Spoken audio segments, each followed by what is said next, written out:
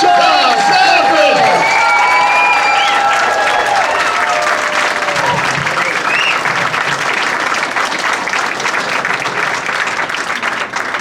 How are we all doing tonight? Good? Good. Thanks for all coming out. You know, it took Dustin and I 17 hours to get to be here because we didn't want to disappoint you all.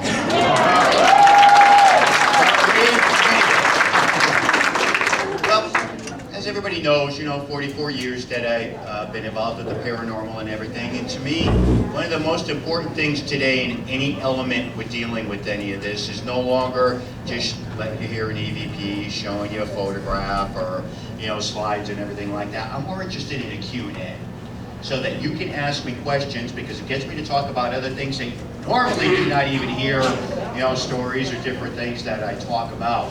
So, again, I'm just going to open the floor up. Please feel free to ask me anything. I don't get intimidated by anything. Nothing. If I don't know it, I'll tell you, I don't know. But if I know it, I'll do the best I can to try and explain it to you about this crazy world we call the paranormal. Who's got their first question? Yes? How do you keep your shoes so white? What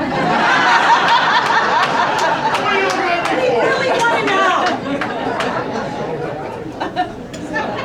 What are they? Don't. I saw that scuff and it's driving me nuts.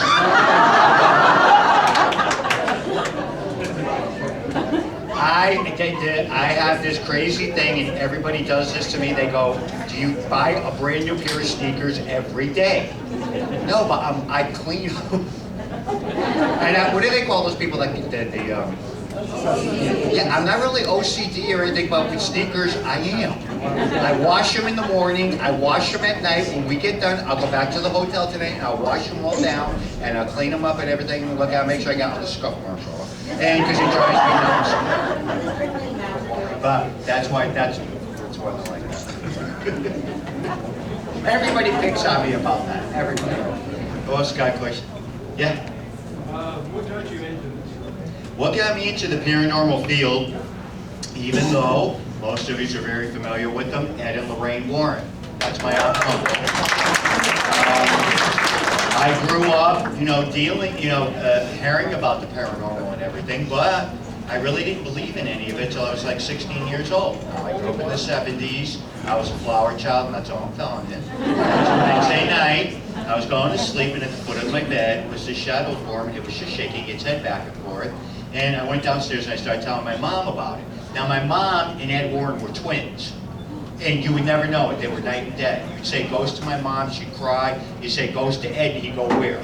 So anyways, went downstairs to tell my mom about it, and she goes, well, Johnny, that's my father, because I was 4 when he passed away. I go, well, Mom, how do you know it was your father? She said, because he was a very stern man, and he would just always shake his head back. And I was like, okay, that was a cool experience and everything. Then a few days afterwards, my grandmother passed away, and she lived with us. So that really got me going, because all of us hear the stories about people that are near death. They start talking about seeing their brothers, their moms, their dads, and everybody around. So that really got me intrigued that there's something to this. So what do? Naturally, I go up to my uncle's house. He didn't live that far. I started telling the whole story. And with his quirky sense of humor, he says, you never believed this? I said, no, I thought you were just doing it to make a quick buck. So, again, that's what sent me getting involved with the paranormal field. Yeah. Just watching it evolve and getting involved, and I never really thought too much of it, working with Ed and Lorraine. Mark's there with my aunt and uncle. It was no big deal to me. You go to visit them, we jump in the car, and you didn't know where you'd end up or when you'd come back home. Seriously, he would do that all the time. My mother, we'd go back, my mother would be on the messaging machine, where did you do with my kid now? But it was funny just the way all that went, and the experiences and a lot of the learning things of being exposed and having things open to be able to meet a lot of people that normally, especially back then, I would never have that opportunity. How many of us have seen The Conjuring? Okay, it's the Piron family. Did I work on the original case? No. But many, many years later, Jay Hawes and Steve, and you got to remember, a lot of them on the TV shows, I'm personal friends with them before all the shows. Anyways, Jay calls me up one day, he goes, going to work on this haunted farm, blah, blah, blah. I said, the witch farm, I was laughing and everything, and actually I don't remember what season it was, but there's a season with Grant, Jason, I, Steve, and everybody that we filmed in that farmhouse. So I can't remember what season it was or anything, but anyhow, if you're ever interested in seeing the true story in the real house and the Perron family behind The Conjuring, there is an actual episode of Ghost Hunters with that house in it. All right, who's got a question? Yes, sir.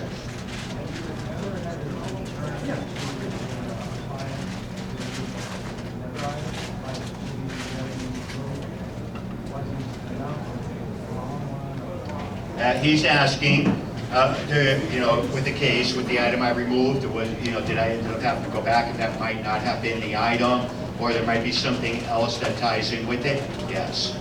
A lot of times you got to remember with the cases and what you see on the shows, all the shows, it's just not really a beginning, middle, and end. That's TV land. So there's a lot of times we're more involved with different things that wrap into these cases, whether they're on TV or not. It can take a lot more different types of things. And the next part of that too is, people say to me, have people ever asked for their items back? Yes. Have I given back to them? Yes. 2 weeks later, they're right back in the mail and back at the Paranormal bar. So again, it's the way it goes with some of that stuff. They just don't want their money even take the chance. So you got to stop and think about this, from the perspective, how do I handle something if somebody's got 10, 15 karat diamond, or their Jag is haunted or something? Am I gonna lie and say I don't want it? No, I want it. But, again, you got to look at things from a reasonable perspective, understanding things, and making different recommendations to people on what can be done, findings and prayers and things, so that they can actually keep those things. 8, 9. People out of 10 really just rather get rid of the haunted item. But trust me, I do not want great-great-great-grandma's engagement ring, because grandma probably haunted the crap out of me. So I'm really not interested in anybody's heirlooms or anything to really, have that stuff in the paranormal bar. Yes? Are there certain things that are more for TV purposes, like say the glass box, like I asked you last night? Is there other things, or what you have to get into, what you have to remember for any episode you're watching, it usually takes us an entire week to film that and everything. Well, and now most of you stop and think about it, you all watch sci-fi. You very seldom see anything go into any career mode or religious mode or anything. Sci-fi would never let us really go into all that. And I'm like, are you kidding me? I said, you're telling me demonologists can't do anything religious on TV? That was hard. But they go, ooh, we like it when you place it under the glass and you just sprinkle a little bit of salt. And I go, yeah, but people are going to think that's what binds the Holy Spirit and everything. It means absolutely nothing. Put it under the glass, it was all for TV. But there's bindings and prayers and different things that are done over the items that, they just wouldn't let us air or have the episode. That's just for pretty.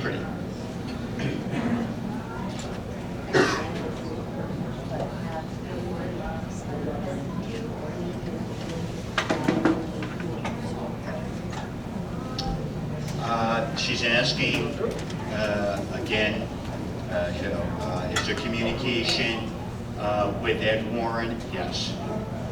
Actually, Demon Haunted has an entire chapter in it. And it took an arm and a leg twisting on me to talk about the experiences and the different things that had transpired. It started 2 years ago, in just about April, when I had gone down and had a heart attack. When I talk about creepy and freaky, the way things line up, 2 years ago, I had a heart attack, blah, blah, blah, blah, and, but then, it was very strange. I found out that I was the same exact age, and Ed had his first heart attack at the same time. 2 weeks difference. That's freaking creepy. I said, that old man better not be coming to freaking get me. But anyways, there are a lot of communications. There's hundreds of people that have had experiences with my uncle communicating and going back and forth. Jen and Marcel that are here selling t-shirts are part of my team, and they've been witness to a lot of this when it's coming through. He says his name, he'll state different things and everything. We literally get into arguments. Him and I start arguing, and he'll curse me right out. And it goes back and forth, and we'll just get into this whole argument, and everybody just stands there and I go, no, but this is what it was like. And it is happening in the spirit realm. So, huh? Oh, no, please, he drives me nuts. No, he drives me totally crazy. But anyhow, he does communicate, does come through with a lot of, unexpectedly with, just different things. So, again, I look at that from a very positive thing, with spirit communication from deceased loved ones. Yes. Yeah. Dustin keeps saying I've been around longer than dirt and Jesus.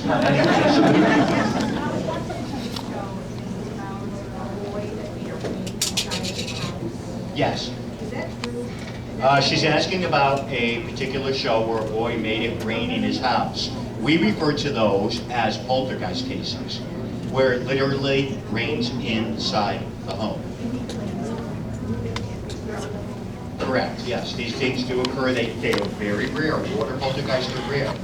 But I've had an opportunity to work on 3 of them over the past 44 years that were legit water poltergeist cases where it literally rains inside the house. It's amazing to experience and watch something like that happen. I worked on one several years ago where it was a little girl, and it was just, it was an estate with several houses. And in other words, what I'm saying is there was no reason for the little girl to start making these things up, or, it would just happen spontaneously. So it does occur and it does happen. Yeah? Spirit can attach itself to like a gold or like an heirloom or something. Can it attach itself to something, a new item? Can spirit attach itself to a newer item? Absolutely. Again, a lot of people, not as much as, years ago, but there are things that are very personal to us. It could be a piece of jewelry, it could be a particular doll, a jacket, or something. And sometimes the remnants of an individual can stay with an item, even though whether it's, something that's very old or something new. The key factor to remember is that most of us are very strong individuals, especially the older generation. We know if we didn't do what Grandma told us to do when she died, we'd be pissed. And a lot of people are like that. If you don't follow through with what they wanted done, I want this daughter to have that, I want this daughter to have that, and we all know what happens. Mayhem breaks out the families. So naturally, you can't have something that's newer that can cause a haunting and trigger a haunting. Absolutely. Yeah. Despite all the precautions you take, when you take an item, take it back to the glass or whatever, have you still ever been bothered by being brought back? She's asking if I've ever really been affected that much by some of the items that I have brought back. Probably. I deal with a lot of stuff, and to my advantage, a lot of stuff I could just tune out, and I just don't pay attention to it. Now, all the items are separate from the house. They're all in a big barn on the property. Nothing's inside the house. Because trust me, the stuff and me be out the door. Okay, it's just not going to happen. But again, there is a lot of activity. There's a lot of things that do occur and happen, and I look at it more, I'm more interested when somebody does go in the barn and they start to experience things or pick up on things. To me, that's a verification that, they're picking up on something. So there is quite a bit of activity. And here's a story I very seldomly talk about. And you want to talk about weird. This one church, they got a lot of religious statues donated to them. Had all kinds of crazy paranormal activity breaking out. And I go, well, where'd they come from? They came from a parishioner that was very wealthy. Big statues, religious statues and everything. So they asked me to come in and remove them. I did, and I had brought home several of them, and one of them, water would start to appear in front of the statue. And my paranormal group was over investigating everything, and they're going, yeah, so water's leaking off of it. And they're going, you are so freaking dumb to everything. They go, well, aren't you even intrigued by it? Oh yeah, so big deal. But they a couple of them analyzed it, and they found out that it was oil mixed in with it. And it happened like 10 or 15 times. And I just, big deal. To me, it's not that big of a deal, but to everybody else it is to witness something like that. And to have something like that occur and happen. Yes? What got you into collecting the items? And what got me into collecting the items was many, many years ago, I was with my aunt and uncle, and we went to go work on an investigation, and we were heading home. My uncle he's really nothing like you see on TV. But anyhow, he just took the item. Here, kid, you want this? Take it. It's a little figurine. But I understand today his method of the way he would do things. He knew once he handed that to me, I would start researching about stuff.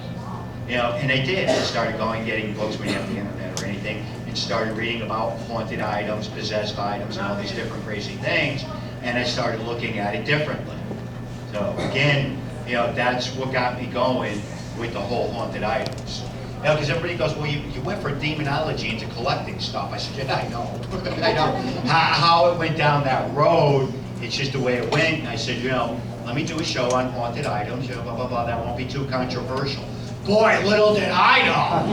Everything's controversial in the paranormal. Doesn't matter what you do. I've gotten accused of stealing grandma's jewelry and everything else. But, you know, again, that's just the nature of it when people post it. Wonderful world of the internet. But, all right, who else has a question? Yeah?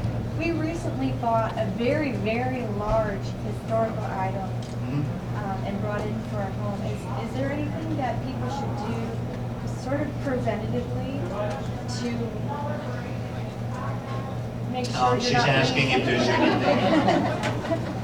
there's anything that you could do to prevent it. No.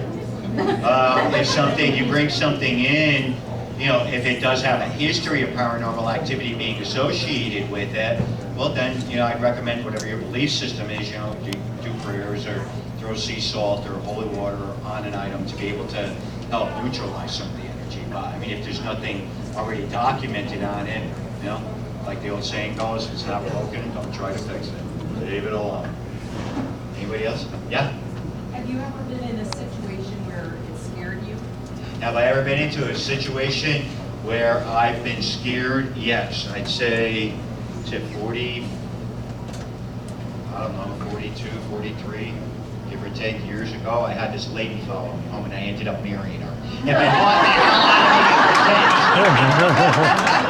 I do have things that scare me. So, on a joking side, is there things that, you know, the very first time I did that, my wife was with me and we're driving home, which was very quiet. I go, what's the matter? She goes, you know, and nobody gets offended here. She sits there and looks at me, she goes, you know, you are an asshole. And I just said, oh, okay. She says, I don't haunt you. But yeah. But, you know, again, there are things that no matter what transpires, whatever happens, especially the demonology field of this work. I don't talk about a lot of my work that I do. I never have and probably never will. And that's a key element that I find. I work worldwide with all different clergy members, spiritual people, Native American, you know, voodoo people, you know, I work with all these different people and I get involved in a lot of stuff. And it's scary. It's a whole scary realm and a whole scary world that I do live in that is just so isolated and separate from John horsing around up on stage. You know, it's, yeah, so even to this day, are there things that I look at and I take that step back and I get nervous and I get scared over? Yes. Because to me, a key factor, and this was said to me many years ago, when the day comes and you no longer fear anything, it's time for you to get out of the work. Because then you get too cocky. Anybody else? Yeah, all the way back there. Do you have Annabelle? What? Do you have Annabelle? Do I have Annabelle? Yeah. No, I don't have I don't have Annabelle. She's with. She's still in Lorraine's barn. Lorraine still has her paranormal barn with all the stuff in it.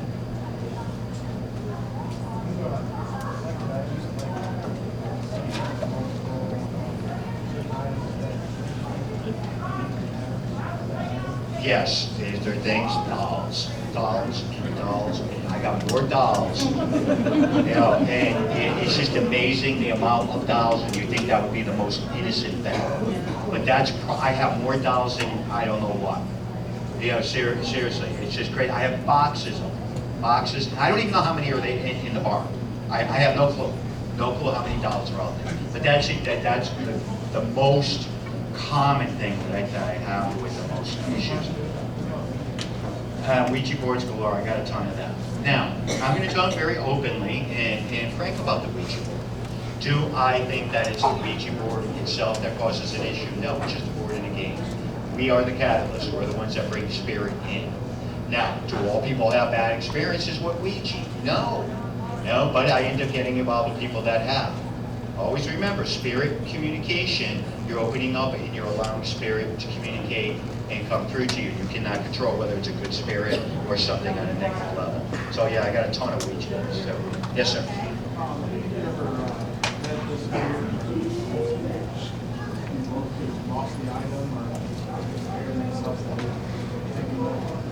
He's asking if there's ever been items that have disappeared. Yes.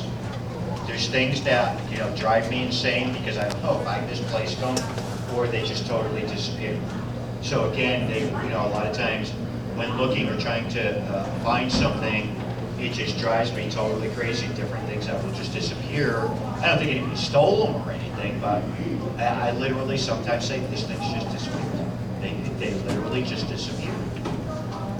When we were doing the TV show, it was bad because the guys from production would hide things.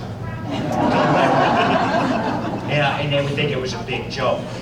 And you'll get a kick out of this story. We were filming and everything, and one of them knocked over a ceramic statue and shattered all over the place. You know, I just didn't think too much of it or anything. And he kept saying to me, "I'm so sorry, I'm so sorry." I said, "Yeah, I kind of am too." He just looked at me and he goes, "Well, what's the matter?" I says, "Not too much." I said, "But that particular statue you knocked over and broke," I said, "that came from a very bad investigation I worked on." I said, "Several guys had owned that, and whatever was attached to it made it stop working." I said, "And they can no longer do that." He believed me. I did it so straight-faced and everything. For days, it went on and on and on. And every time he would say, he goes, "Come on, you make that whole story up," and I'd go, "I guess you'll find out the next time around." So I do got a wicked, wicked sense of humor. Have you ever had any items that you've gotten from different things that interact with each other or signify their way towards each other? She's asking if I feel that some of the items could interact with each other. Absolutely, because we deal with energy. So is there that possibility when having multiple items and, you know, some of that energy can be connecting and causing some of the different things? Yes. Okay, now, always remember, this is a very key element within our field. And I always like people to understand this. And be completely honest. How many believe in psychics and mediums? How many of you believe that this is true? Okay. Yes. Now, I want to explain something. When a person goes in and they're picking up on things with items or anything else, and they're picking up on all kinds of crazy information, a lot of times you stand there and go, what the heck is this person even talking about? When spirit does communicate with these types of individuals, they can be picking up on the item, they can be picking up on the house, they can be picking up on me, they can be picking up on all kinds of information that can be flooding through. So here again, you know, not that I necessarily believe that everybody is legit that does all that stuff, but there's a lot of people out there that are. And I believe that that energy can intermingle in that environment just as much as it can with items. Yes? John, you're talking about the dolls. There's a lot of dolls that have something connected to it. Yeah. Do you think that the energy is from a lot of children, or what's your theory on why there's so many dolls? What is my theory on it? With dolls, I find that it usually doesn't really have too much to do with kids at all. I find, again, you know, with the theory of it, it's just the plain simple fact that it's a very easy target. And if you stop and think about that, why in the world would anything want to haunt a freaking doll? You know, really, seriously. So it's a very easy vessel, if you will, for energy to attach to. And again, you know, stop and think about that. People, and you know, I know a lot of women that collect the dolls and everything, and they treat them like freaking kids. They do. I mean, some of these things, I'm just like, wow. But I'm not one to talk because I treat my kids better. I treat my two dogs better than my kids, so I'm not one to talk. But anyhow, yeah, I think it's more just the fact of that particular strong energy that really bonds with the dolls. That's my theory on it. Actually, everything in our whole field is nothing but theory, you know, because we really don't have a concrete proof of what really doesn't go on, what really doesn't happen. But boy, oh boy, the paranormal does exist. There's no doubt in my mind about that. Yeah, all the way back there. How do you tune it out? Like if spirits are communicating with you and you don't want them to, how do you tune it out? Well, I don't usually get too much communication. I don't really consider myself a psychic or a gifted person, and I have learned over the course of the years that you have to learn to shut down. You have to do this. It's part of your essential way of being. Now, one of the key things with me when I'm out in the barn, because that's where my office and everything is, I do all my stuff out there, my phone calls and everything. When I walk back into the house, it's not paranormal. It's not. I got kids, grandkids, animals, and everything else that I think about. I don't even talk about the paranormal when I'm in the house. And any of these guys will tell you that, I'm friends with. When someone does call me, I pick up in the house, I'll go, hold on, and I walk out to the barn to have that conversation. I don't even have that in the house. So, but my wife keeps insisting that it's a guy thing, that we just tune shit out and we get away with it. That's how I do it. Anybody else? Yeah? Do you think there's anything to ley lines and increasing paranormal activity? And if so, do you see any patterns in the United States of activity? Yeah, she's asking, do I definitely believe in the ley lines and, a lot of the different elements that are in the ground that could cause it, hold on to energy? Absolutely, without any doubt. And again, there's been a lot of studies, a lot of work that I know of different friends of mine that laid out the ley lines, and you will find that you do have stronger activity within those areas. Look at the, anything with quartz or granite, a lot of these different areas that have a lot of different activity in there. You can't rule this out because energy holds on to the minerals. So again, if you look at that from a logical perspective, you not really rule that out. The only thing I have a big problem with is when people start screaming about portals. Do I believe that there's a possibility that things can come through in just certain areas? Yeah, but I don't think there's per se, as people say, this portal or spirit can just keep going back into a portal type thing. But I don't know. I could be wrong on that one. I don't know. Yeah. Have you ever come across an item that you felt had such a high negative energy that you didn't want anything to do with it and refused to take it, or are you pretty open to just taking whatever someone? No, she's asking, are there particular items that I do not bring back? Absolutely. I work with, again, a lot of things on the negative level. I get involved with a lot of the nastier cases out there that deal with rituals and, some very hardcore nasty stuff. And a lot of times, I make a decision on what I'm going to do, whether I'm going to bring that item back, and there's a lot of times I don't. And what I do is I'll dig a hole, put the item in there through sea salt, holy water, and several other things, and just bury it in the ground. So again, but on a comical note for you, dolls. Here we go. I'm coming home from a case. This is many years ago, and I had this like 2-foot doll. The radio's going on and off, the car's acting up and everything, and I'm like, oh, this freaking doll, I'm not keeping it. So I live on the coast in Connecticut. I pulled over, and it was the inlet going into the water, and had the doll on the ground, and my trunk of my car does look like something off of Supernatural with all the stuff in it. And I tied some rocks to it and everything, threw it off the bridge. Didn't think too much of it, waiting for it to sink. Cop cars come from every direction. And I just stood there and froze. I was very fortunate. One of the cops was a paranormal investigator. There's no little kids here, right? I don't want to offend anybody. He comes out, walks up to me and looks at me, and he goes, "You stupid old ass fool." He said, "We just got to call an old man threw a baby off the bridge." He said, "Don't be doing this crap during the day." I will not do it during the day, no way, no how anymore. Never. So there's items I don't keep. Yes, sir. You ever get an item that has more than one spirit, or even 10 or 15? Have I, again, with items, especially when dealing with things on a negative level, yes, you can have multiple spirit attached. You can't have human spirit attached also. So yes, I have had that where there's been, at least several different things attached to items, yes.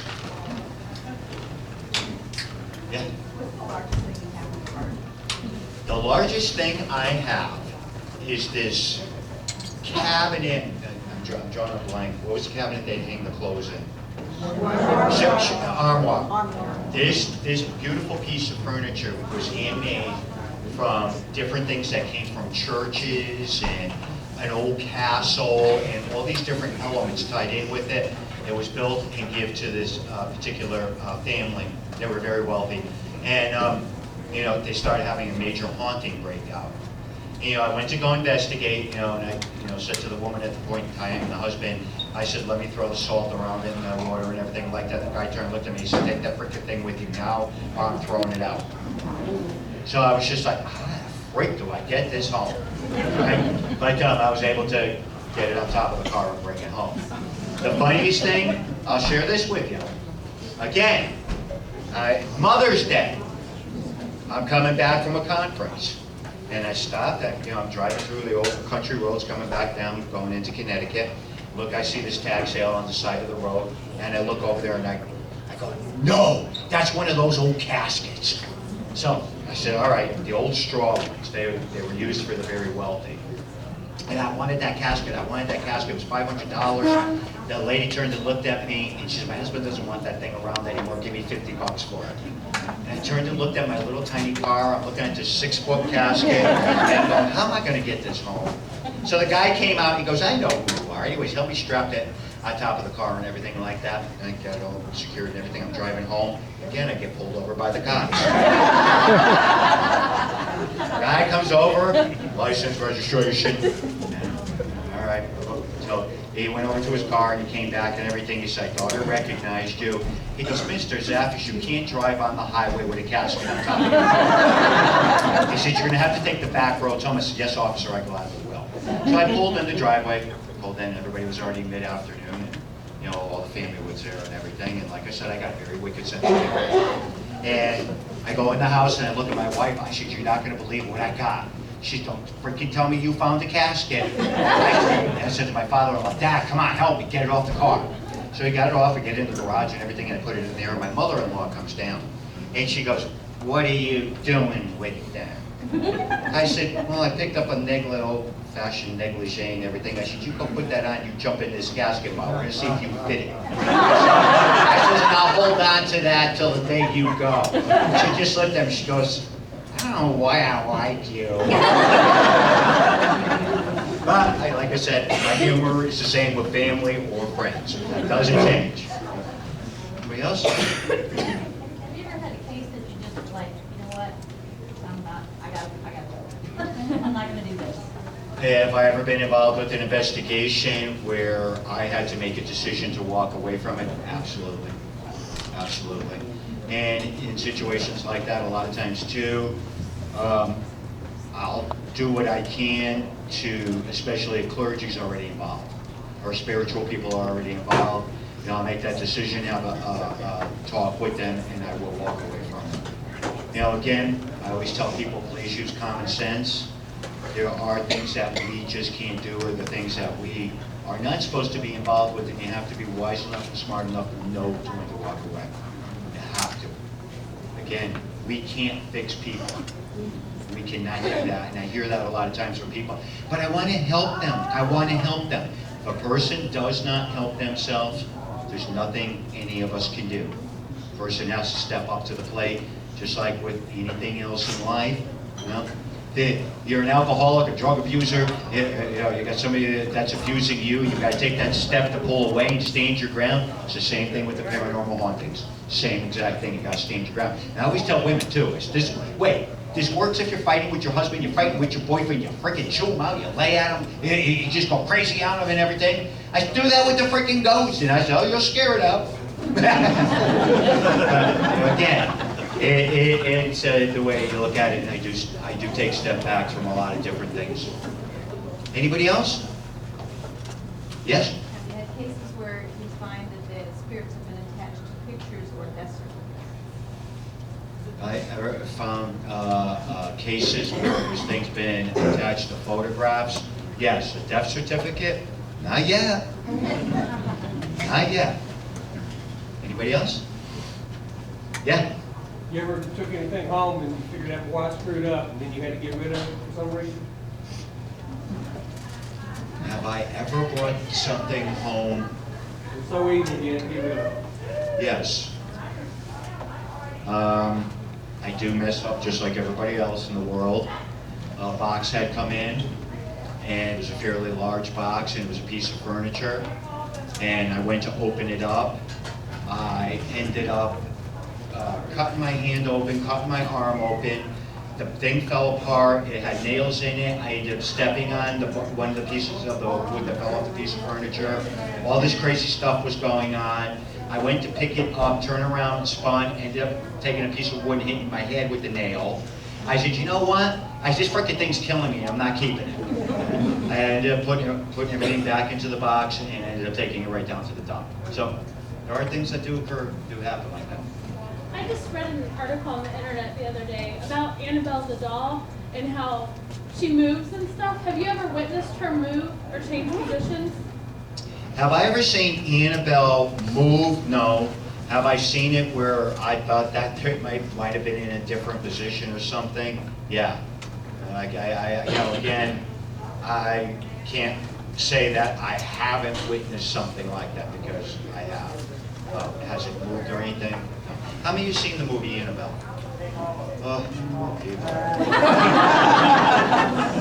The actual movie has nothing whatsoever to do with the original case. It's based off of two nurses and her boyfriend.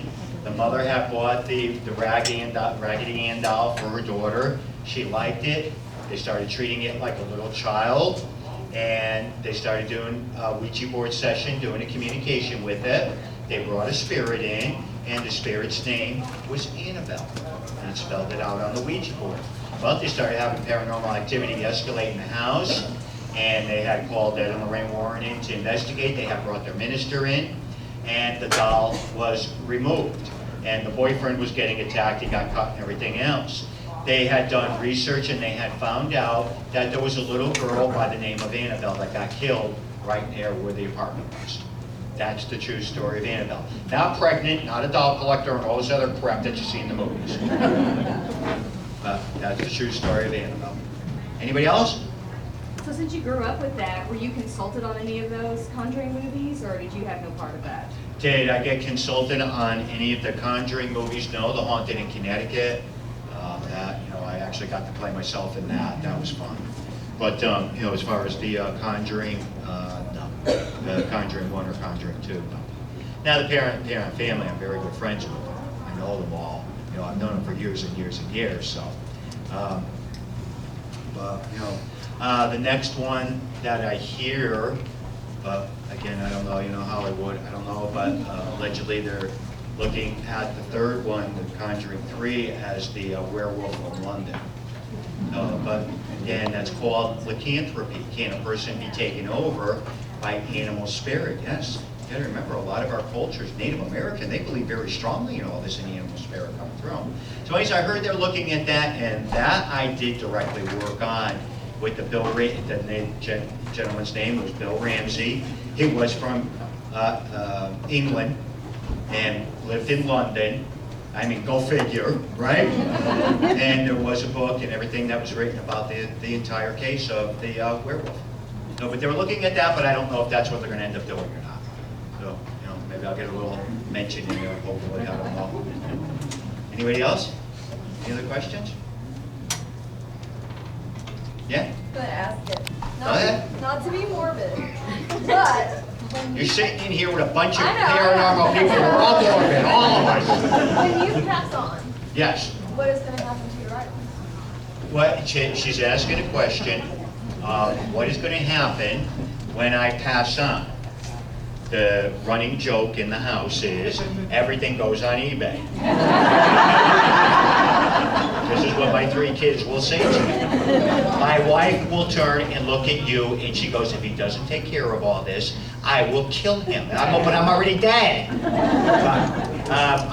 Again, I hope to get it established someday, in a museum in a location where it can continue and it can go on after I am gone. But it's a very costly, it's a very expensive thing.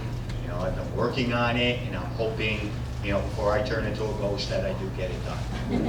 Yeah, and it's a difficult thing because you look at it, and you sometimes just try to figure out, well, what the heck can you do. You know, I have 3 kids, 3 grandkids. I don't think any of them would be interested in being the curator of, you know, any of this, but that could change. You never know what can transpire or what will happen. But that's the plan before I check out. Anybody else?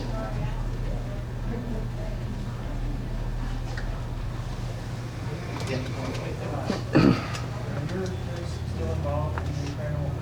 Are my kids still involved with the paranormal field? Amy has always been interested in the research. She still does it. She just pokes around with it. Chris, every once in a while, will work on an investigation here or there. Chris has no interest in the demonology into this work whatsoever. And his answer, you know, I respect very much. He goes, Dad, I watched what it did to you, and I don't want to go through it. Because I've seen what you had to deal with and all that stuff, so I'd rather not even, you know, get involved with that stuff. Anybody? Yeah. Do you have to rebind the items in the barn because so much activity? She's asking, do I rebound and do prayers and everything else in the museum continuously? A lot of my spiritual friends come over just to have a cup of coffee and I make them freaking work. You know, I don't think twice of it because that, to me, there's a lot of power in prayer. There's a lot of power in doing some of the things that do occur. Okay, I'm going to share this one story real. Do I got a few minutes yet? One story real quick. Okay, because I know people love hearing this one now. Kept it hidden many, many years. What is the craziest, bizarrest thing? Well, one that I have in my paranormal collection. I get a telephone call from a very prominent doctor up in Boston. Very wealthy, very successful. She says, oh, I got a crazy thing going on in the house and all this crazy activities going on. Well, you don't really think too much about it. You're dealing with a doctor. She lives in one of the brownstones. And I'm like, oh, okay, cool. Get a hold of a couple of researchers. We pack up, we go up there and everything. And she goes, a lot of the activities happening in the dungeon. All right, so what does John think? Suits of armor, swords, ooh, ooh, ooh. I'm all excited.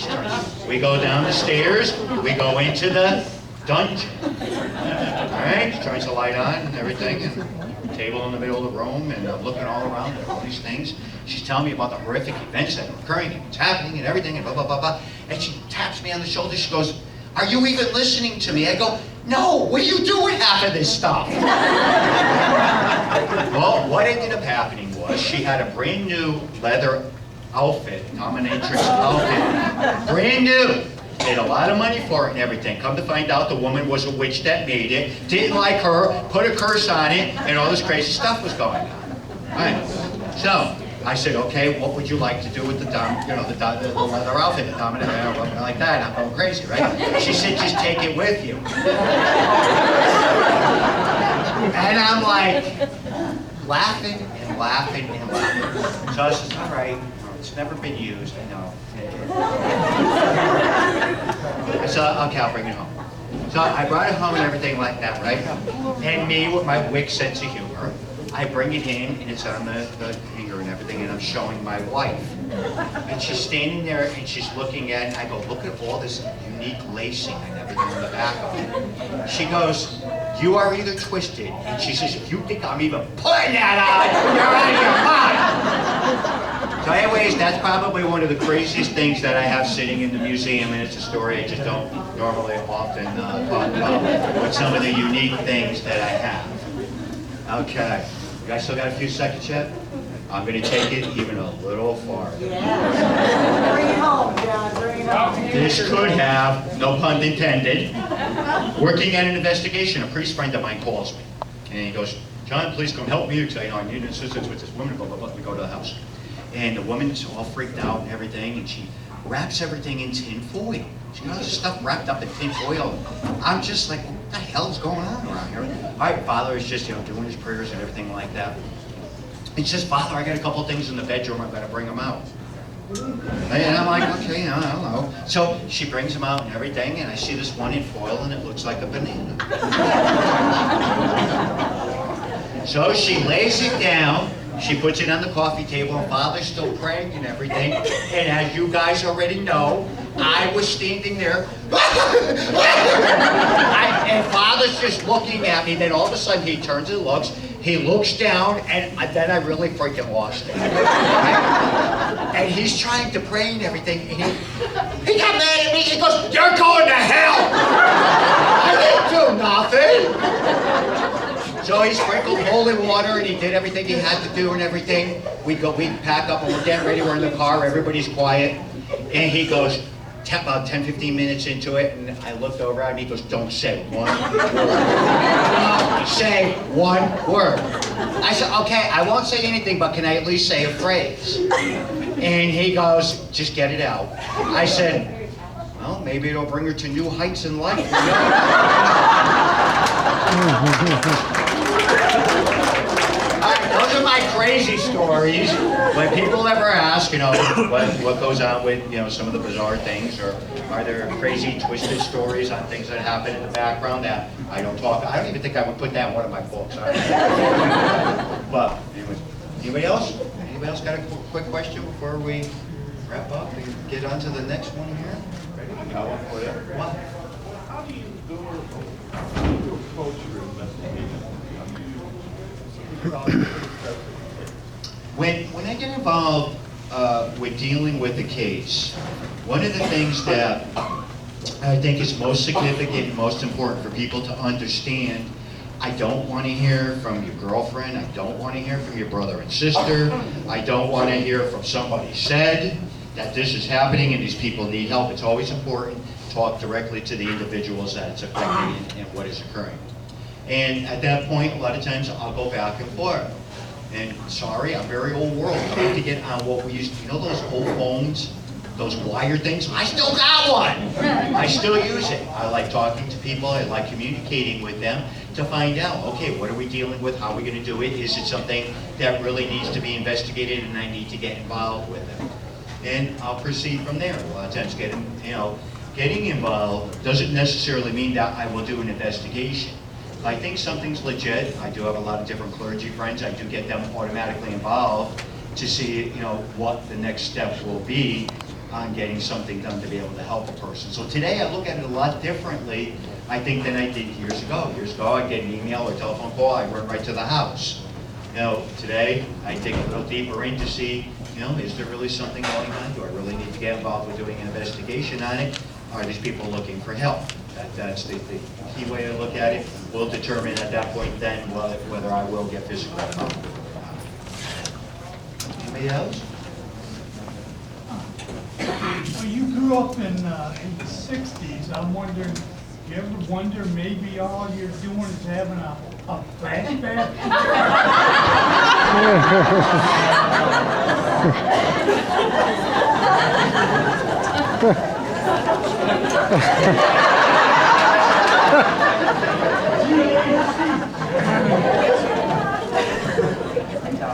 Dustin paid him to ask me that one.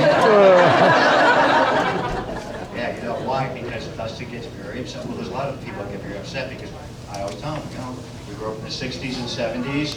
It was all free, wide open. You don't know whether I'm your father or not.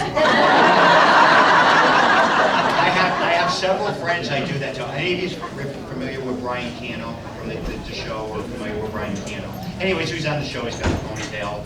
Anyways, his mom and dad and I are very good friends. Very good friends. We were doing, this is years back, and we were standing there. I turned and looked at his mother and father. I said, "You want to play with Joke on Brian?" And they go, "Yeah, we want to do." I just go, "Hey, we're the same age, Tom. We all grew up together."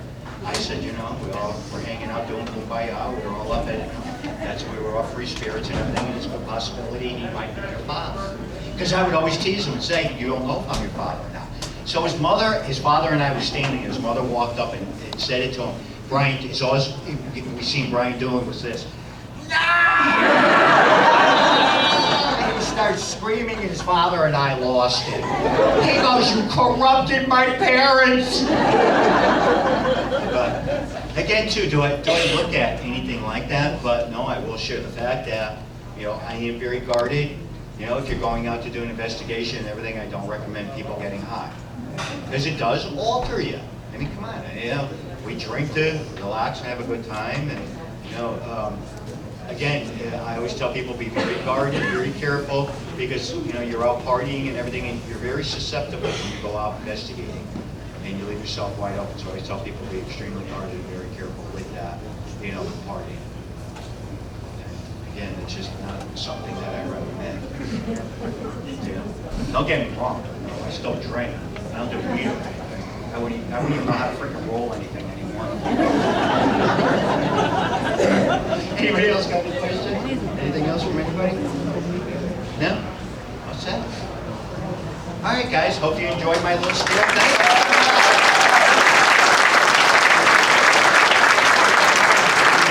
Everybody, give it up for John Zaffis.